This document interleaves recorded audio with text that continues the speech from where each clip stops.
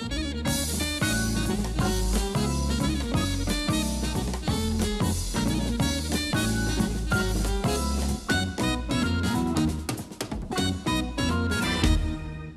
eyes met through the glass, and she said, excuse me, but you are Alec Guinness, which is what they always insist on calling me. And I said, yes. She said, well, I've just been following you, and I just want to tell you that all your buttons are undone. Sir Alec Guinness has been an actor for more than 60 years. In all that time, he's played just about everyone from Fagin to Adolf Hitler. He's also, in that time, earned the right to be considered one of the great actors of his time. Now, he doesn't give many interviews. He once said he preferred watching other people to talking about himself. When we met in 1977, I started by asking how he got the part of Fagin.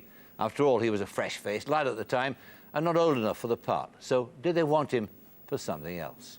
No, I don't think they want me at all. And I thought, well, I'll blow a little cash on this. I'll try this out. And David and I were very friendly by then. And I said, would you come and have supper with me at the Savoy? So I took him out, and I counted up the cash, you know. Yes, good, can just do that. And then I said, I would love to have a shot at playing Fagin. And he said, no, you're too young, and you're not. And I said, well, this is what's wrong with British films. You don't want actors, you just want types. Where are you going to find that type, I said, who can throw in a performance? And finally I bullied him so much, he said, well, all right, you can do a test for it. Well, I did the test, and I, fortunately for me, got the part. Was the makeup of Fagin, which is quite extraordinary, was that your own devising? Well, I didn't do it. No, but it was based on the drawings. And I did a make-up in the theatre to show what I thought it should look like in theatrical terms, and then it was finally carried out by Stuart Freeborn, and it would take probably take about an hour to do, if that, but in those days it took 3 hours, starting at something like 5:30 in the morning, every morning, you know, down on the underground to Pinewood, and pretty exhausted, particularly if you had a bad cold, too, with that nose stuck up. Absolutely.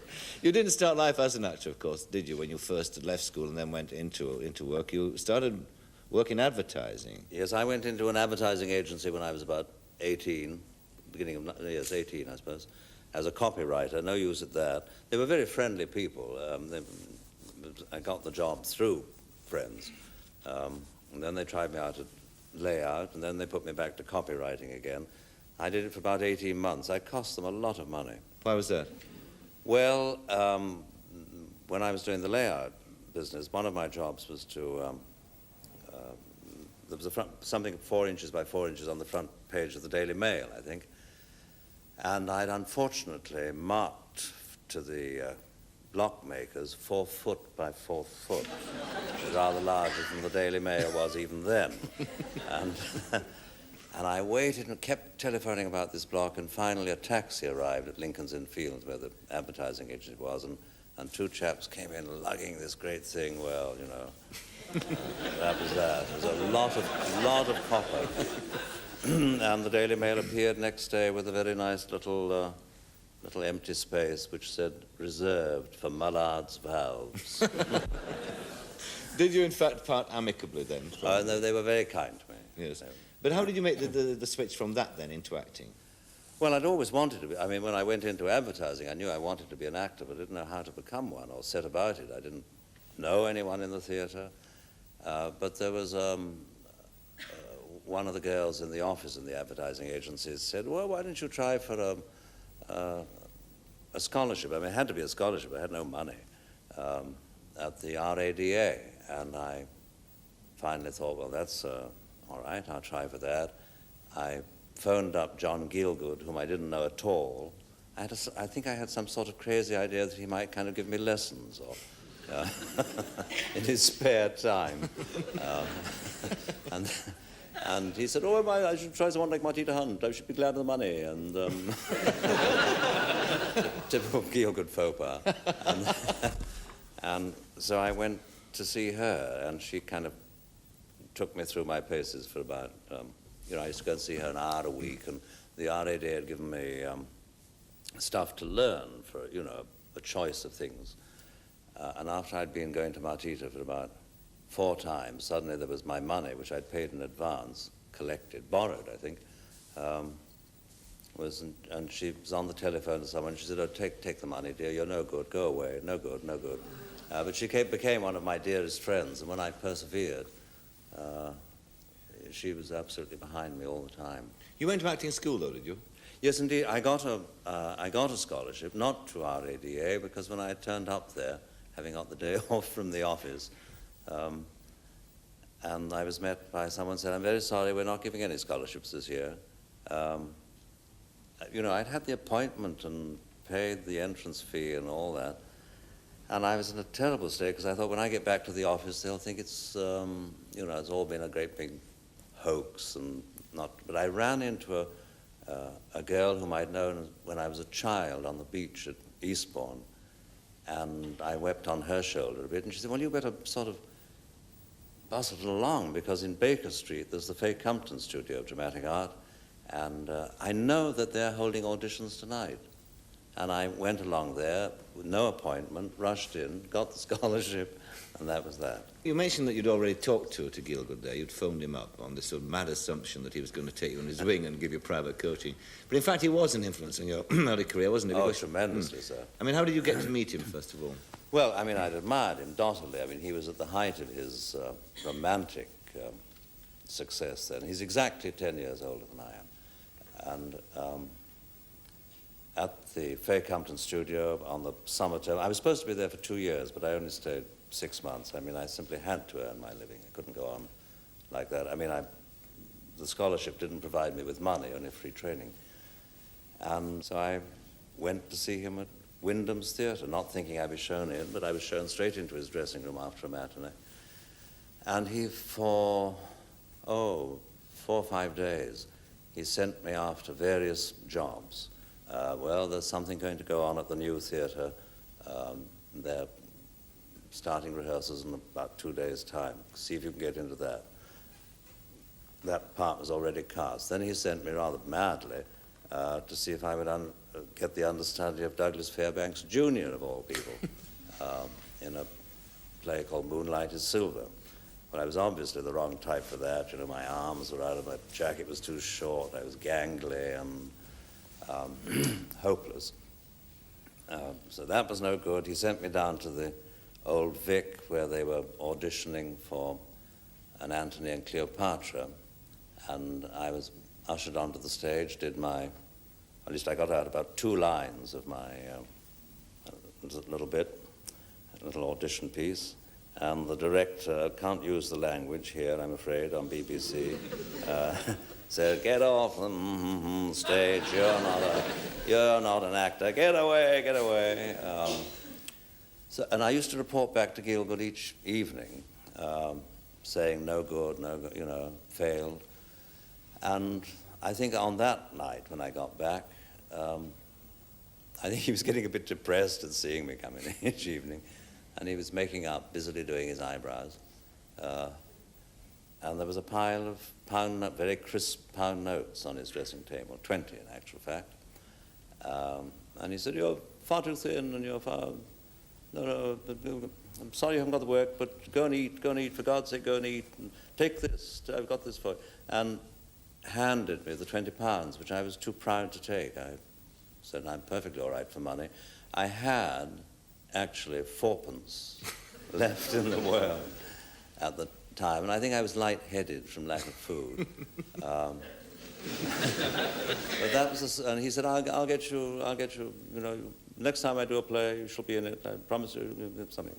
Anyway, I went without the £20, no job, and thought, well, I must struggle back to my digs in my little attic room in Bayswater, past the Piccadilly Theatre, when I saw there was a new play coming on called Queer Cargo. Rather risky title these days. Absolutely. And instead of going to the stage door to see if there was anything, I must have been very lightheaded indeed. I went to the box office, but it coincided with the stage manager arriving at the box office, and they all looked at me with astonishment. "What do you want?" And I said, I'm an actor and I want a job. And the stage manager said, you a good actor? Rather rashly. I said, yes, very good. And he said, well, come and read to me. And I went into a room with him, and I read him bits of things he stuck in front of me for the script. And so I ended up understudying, I think, the 5 leading male parts, and walking on in the first act as a Chinese coolie, and in the second act as a French sailor, and in the third act as an English sailor. And I was offered £2 a week. But having secured the job, I was very mean. I said, no, I shall report you to equity. I want 3. And I got the £3. It's a fairly inauspicious start, isn't it? Yeah, then a short time later, about 3 months later, I went to see Maurice Evans playing Richard II on a matinee at the Old Vic, and saw Gielgud in the stalls. Deliberately went out of my way to buy a cup of coffee very close to him, just in case he noticed me. And he suddenly did notice me and said, well, where have you been? What have you been doing? I want you to start rehearsals in 2 weeks' time. And he gave me my next sort of 4 jobs in a row, and it was wonderful to me. Great man. Yes. More stories told about him, of course, aren't there, than any other actor in the theatre. Yes, no, he puts his foot in it every day of the week. Yes. At that time, you mentioned there that when you the first thing you did on Queer Cargo, which would have to be renamed nowadays, if they ever did a revised version of it in Britain. You played Gay Cargo, perhaps. Gay Cargo might be all right. You mentioned that you played 5, or understudied 5 parts and played 3 different parts. In those days, even then doing a multitude of parts. Some of you came to do later when you went to Ealing. One remembers fondly, of course, Kind Hearts and Coronets, in which you played 8 parts. And you were associated for a while, weren't you, with that marvellous period in Ealing's history when they churned out these lovely comedies. You played, in the main, it seemed to me, eccentrics and affable rogues, actually, in Ealing. I mean, did you have a kind of affinity with this character? No, I don't think so. They just happened to come that way. And I was very happy to take them, too. Did you enjoy that Ealing period? I certainly enjoyed working with Stanley Holloway, who was a dear, darling man, and from whom I learnt a lot. No, yes, I did. I mean, I got on very well with the directors I worked with. I mean, Charlie Crichton, who did that, Charlie Friend, and Bob Hamer, and Sandy McKendrick. No, Ealing kept me going, and I'm very grateful. I suppose I made my name in a way with the Ealing things. Yes. How do you go about it? It's a thing that always fascinates me when I talk to actors, particularly great actors, about how you build a part, about what comes first in building up a character and this sort of thing. I don't know how one, obviously one's imagination and what the author has presented one on the script are vitally important. But when I have got stuck, I have very often gone to the zoo and see if some animal would give me some Really? clue. Why the zoo? When I did Richard III in Canada, I'd spent a lot of time. I searched around. I thought an eagle maybe, and no, I'm not really kind of an eagle type. And then I found a creature called the unsociable vulture. And I used to visit him. Every 2 or 3 days he got to know me. He was very kind of inquisitive, kind of full of. He was quite a sociable chap, actually. But, I mean, what were you getting from the unsociable vulture, Sir Alec, that you could possibly use on stage? Oh, I don't know what, something little something at the back of my mind, or indeed maybe a walk or a mannerism or something like that. I mean, how could you demonstrate, say, a notion you had once with a bird or something to show me exactly what you mean? Well, I think I first sort of got the idea that animals might be helpful in my profession before the war in the Cairo Zoo. I was on tour playing Hamlet, and there was a bird there called a shoebill. It's all right if I stand up, because sure. I don't think I can do this anymore. But it stands about that high, and it's grey, very soberly pale grey, and it doesn't like being watched. That appealed to me at no end. It likes to watch other people, and it has a very, very big beak, rather like a kind of shape of some enormous shoe, a great big grey thing there, and a little eye out there. And I first spotted it, and it was standing on on one foot with a kind of little tail out. I don't think it would stand up anymore. And kind of eyeing one. And I noticed that whenever I turned away, it moved, but it would never move while I was watching it. So you have to sort of pretend every time I say now, you really have to turn away and look back. So he was standing looking at me, and one would say, now, and turn away, and then you turn back and one would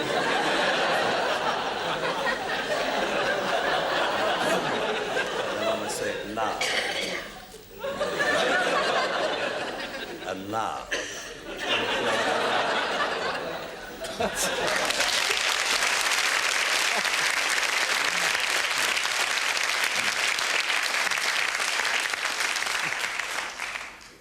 So, but how did you use that in the part of Hamlet? Oh, I didn't play Hamlet like that. No, I did have a disastrous Hamlet later on, but it wasn't through doing a bird. No, it gave me the idea that maybe I would get some sort of amusing kind of movement or something from I'm very devoted to animals. You are? Yes, indeed. And I love watching them. In Ceylon later, may I tell a little sort of animal story? Please do. I loved the elephants one saw around. And one afternoon, I went down to watch a lot of elephants working, pushing great tree trunks down into the river, which was a very fast river. And all the elephants except one rolled these big trees down into the river with that part of their nose kind of pushing and rolling very successfully, very skillfully, and very soberly. Pushed something, and the tree would get into the water and gradually kind of get shifted away by the current. But there was one enormous rogue elephant there with a chain round his tummy, which meant that he probably killed someone, but he was a very wise, huge old fellow. With great big floppy ears going around. And he didn't do this at all. He pushed it as if it was a pencil. He kind of got his nose and pushed it the difficult way towards the water. And I thought, now why? Because one or two people said, no, you watch that elephant. And some of the film crew were arguing, silly old so-and-so, look at him, why didn't he just roll it like the others? That kind of goes down. And it was as if he heard them, because he was very, very slow in all his kind of movements, the way he kind of came and pushed at this huge tree. And the little eye kind of took us all in. And he thinks, you think I'm a fool, don't you? And the others are all clever ones. And he very, very slowly left it, moved round.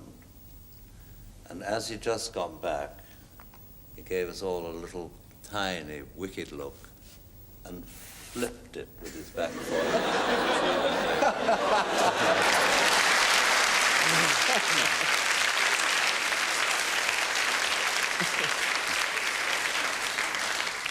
What a lovely story. You mentioned there watching out, observing animals, and sometimes get an idea for a walk from an animal. In fact, you've been on record as saying that you only really start getting into a park when you get a walk. Is that right? Yes, I think so. I don't sort of feel happy until I'm doing it from the ground upwards, so to speak. This used to be very self-consciously done when I was a student, and it really came because I had no money to spend. I could allow myself sixpence a week, and there was really no entertainment. I used to spend that sixpence a week on going to the gallery at the Old Vic, and the rest of the time was following people in the street, surreptitiously, of course. And I used to follow people and watch their walks, and I felt I got to know something about them. And I used to imitate their walks behind them. Really? And I began to feel at least I know their mood, or that they're in, or whatever their ailments are, or whatever it might be. What about that famous walk in River Kwai? You mentioned the film there, when you've been put in that awful isolation thing, and you had that extraordinary, staggering, lurching walk across the parade ground when they let you go. Where did that come from? Well, that's a sort of very personal one. But it's true, because it shows the funny process that does go on with an actor, maybe. My son had polio when he was about 12 and was paralyzed from the waist down. He's fine now. I mean, he can, plays rugby, rushes around, does whatever he wants.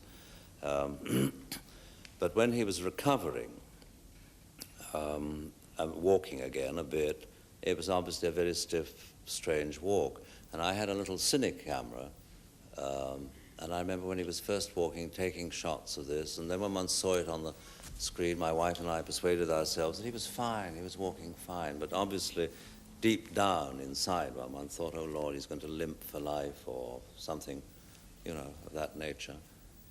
And years later, when it came to doing that scene on the River Kwai, I found myself doing the identical walk that I had on that little cine camera from 5-6 years previously. I'd entirely forgotten. I didn't know I was doing it. It was only when I saw myself on the screen, I thought, where on earth did that curious, slightly lurchy, bent walk come from? It was the same as I had on the cine camera. That's extraordinary. I mean, it's how you use your own children. I mean, it's monstrous, isn't it? not deliberately done. No. What about one of my favourite walks, indeed one of my favourite films, was The Horse's Mouth. So where you played the part of Gully Jimpson, and you had that extraordinary sort of shuffling, rather aggressive shuffle. Where do you get that from? I think from the zoo, but I honestly can't remember. I love that film. Is it one of your personal favourites? The character? Well, I wrote the script of it, so yes. And it's a very good film, and Jimpson is a marvellous, rich character, isn't it? You made many, many films, but you've retained this thing about being a film actor rather than a film star, haven't you? Is this a sort of deliberate decision?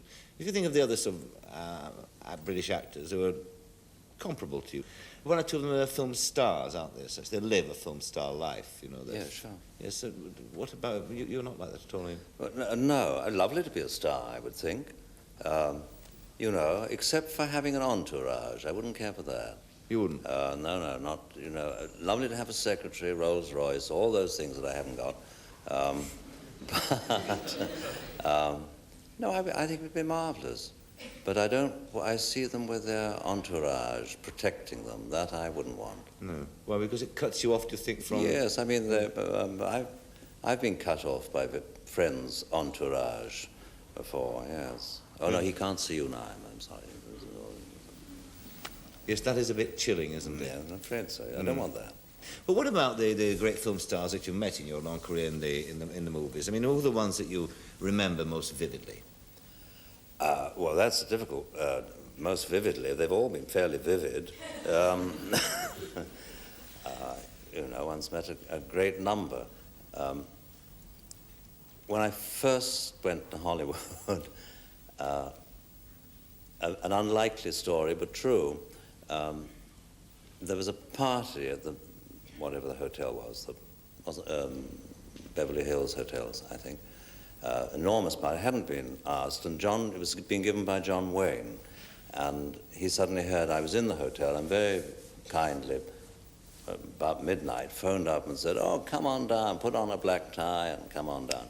And so I was thrilled and went down to this great gathering, and it was the first time I met Betty McCall, whom I was very chummy with and liked.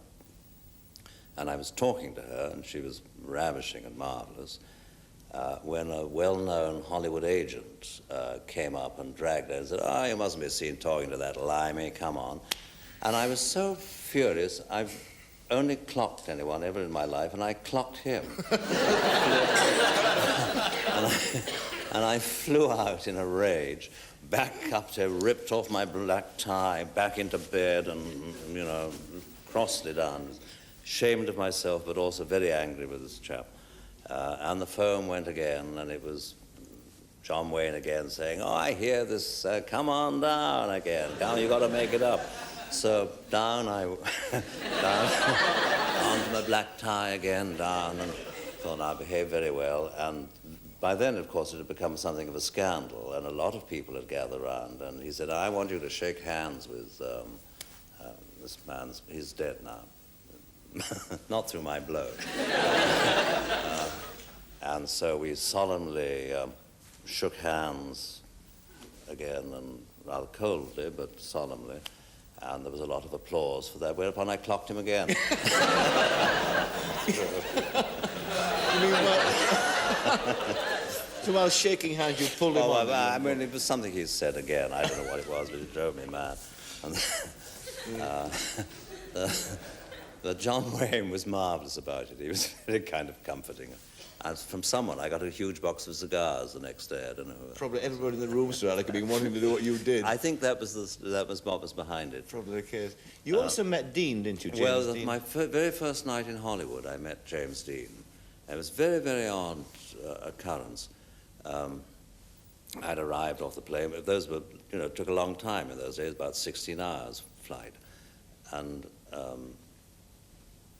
I'd been met by Grace Kelly and various people, but I found that I was alone for myself for the evening. And a woman I knew phoned up and said, let me take you out to dinner. And we went to various places, and she was wearing trousers, and they wouldn't let her in any of the smart Hollywood restaurants. Think of it, whatever it was, 1952, 54, something like that. However, we finally went to a little Italian dive, and that was full. And so one got turned away. I said, honestly, I don't mind just a hamburger anyway. I was hungry by then. And then I heard feet running down the street, and it was James Dean. And he said, I was in that restaurant, you couldn't get a table. And my name's James Dean. He said, will you come and join me? So we said, yes, very kind of him. And then going back into the restaurant, he said, before we go in, I must show you something. I've just got a new car. And there in the courtyard of this little restaurant was I don't know what the car was, some little silver, very smart thing, all done up in cellophane with a bunch of roses tied to its bonnet. And I said, how fast can you drive in this? He said, I can do 150 in it. And I said, have you driven it? He said, no, I've never been in it at all. And some strange thing came over me, some almost different voice. And I said, look, I won't join your table unless you want me to, but I must say something.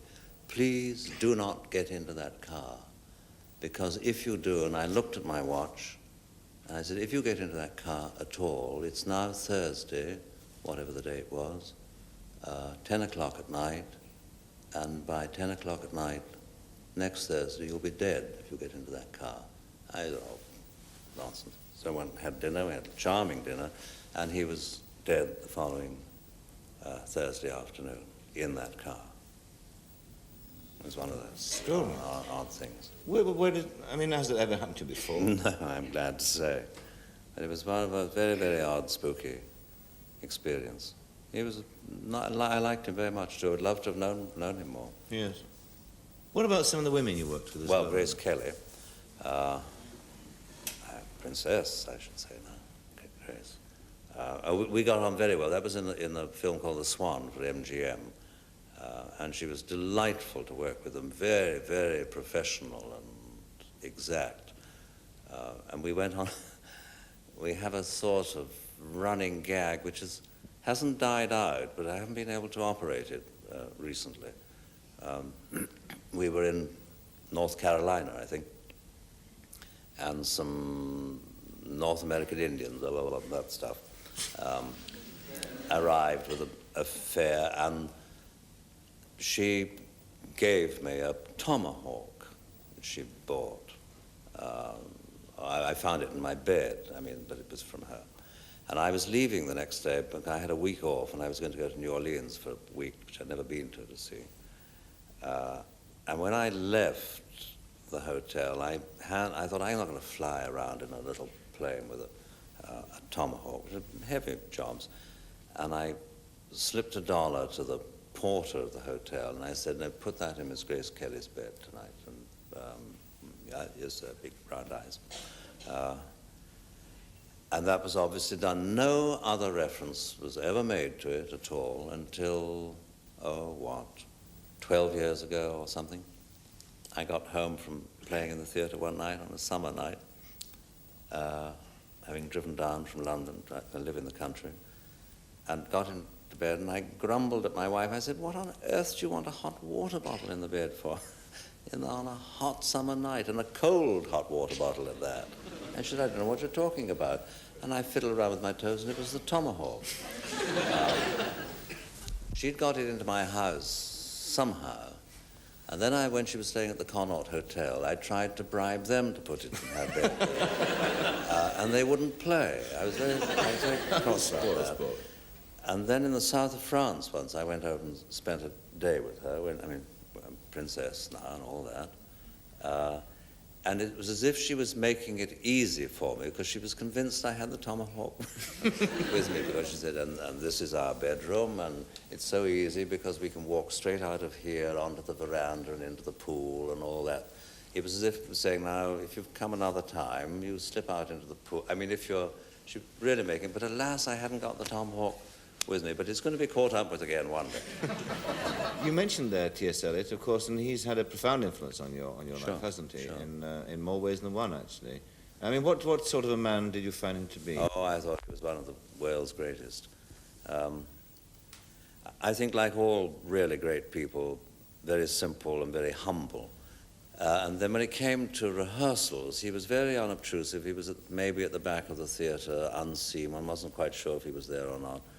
And I remember one day saying to the director, I think I've said this speech before. I mean, it's a different speech, but it's the same content, about 12 or 16 lines. And is that not right? Or am I just being silly?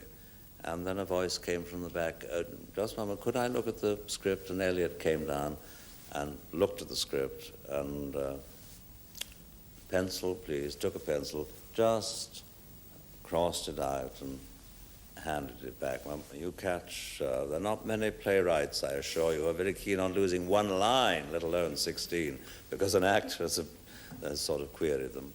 And another time I said, I cannot get from that side of the stage to that side of the stage, which I've got to obviously be there for there and there for there, unless I stop speaking, and it's obviously important that I should carry on. Could I not have something to bridge me? Again, down, pencil, 4 lines, 4 beautiful lines, absolutely straight off like that. Never a query at all, never thinking I'm... And the same with Graham Greene, never tremendously cooperative to the actor. You're now working too, of course, with, I think, another considerable writer in British indeed. theatre. I think Alan Bennett is a very considerable writer.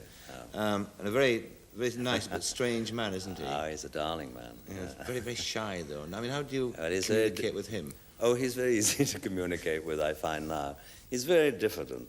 My wife and I are very far. He comes down to see us at weekends quite a lot.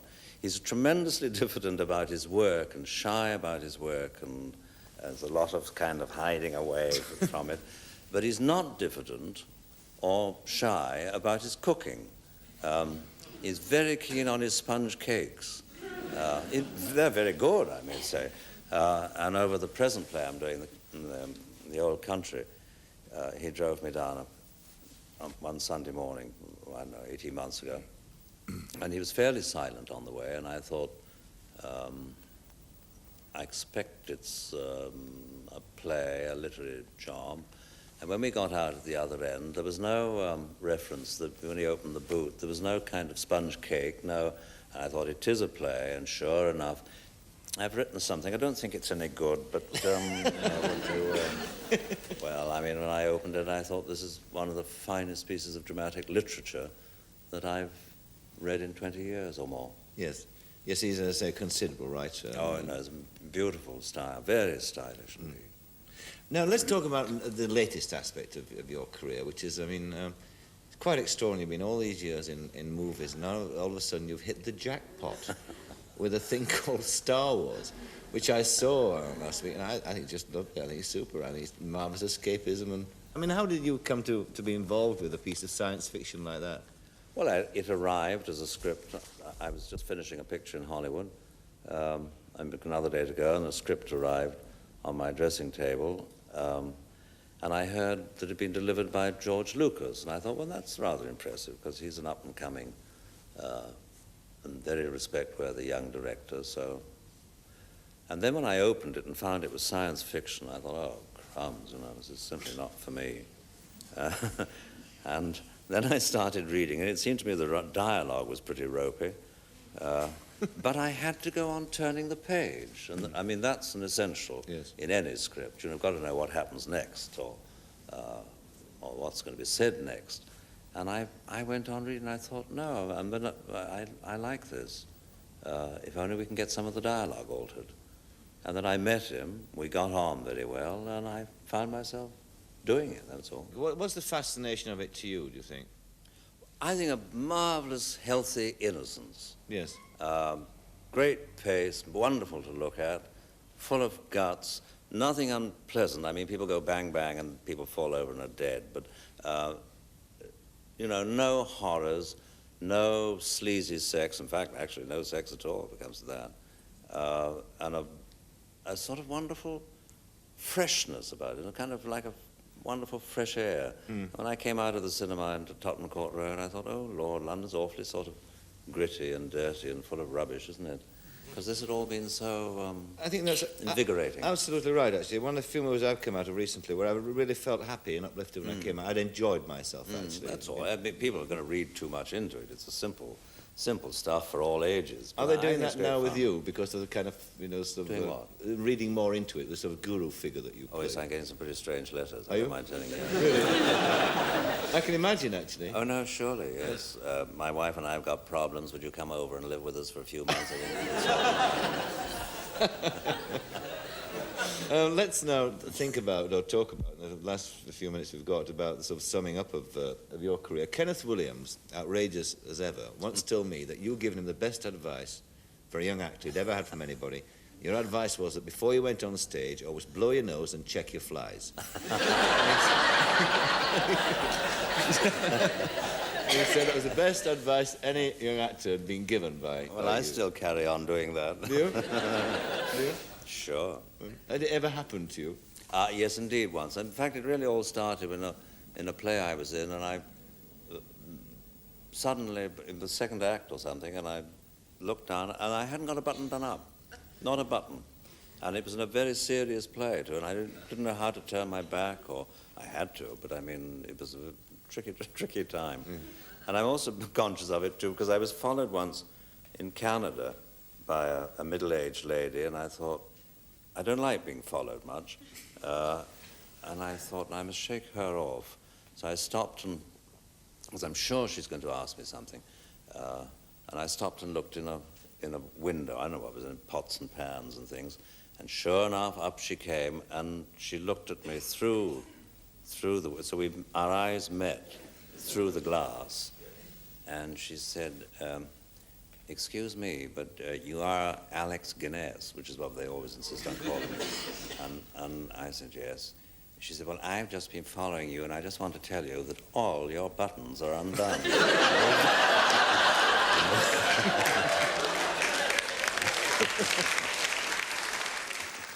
Next week, I'll be recording an interview with the late and great George Burns and the man who, in my view, is the best character actor Hollywood's produced in many a day, Walter Matthau. I'll leave you this week with a final word from Sir Alec Guinness. We asked him for a favourite poem, and he chose one by Rudyard Kipling. Good night. The father and mother and me, sister and auntie say, all the people like us are we, and everyone else is they. And they live over the sea, while we live over the way. But would you believe it, they look upon we as simply a sort of they. We eat pork and beef with cow-horned handled knives. They who gobble their rice off a leaf are horrified out of their lives, while they who live up in a tree and feast on grubs and clay, isn't it scandalous? Look upon we as a simply disgusting they. We shoot birds with a gun. They stick lions with a spear. Their full dress is un. We dress up to our ears. All good people say, and all good people agree, all good people like us are we, and everyone else is they. But if you go over the sea instead of over the way, you may end by, think of it, looking on we as simply a sort of they.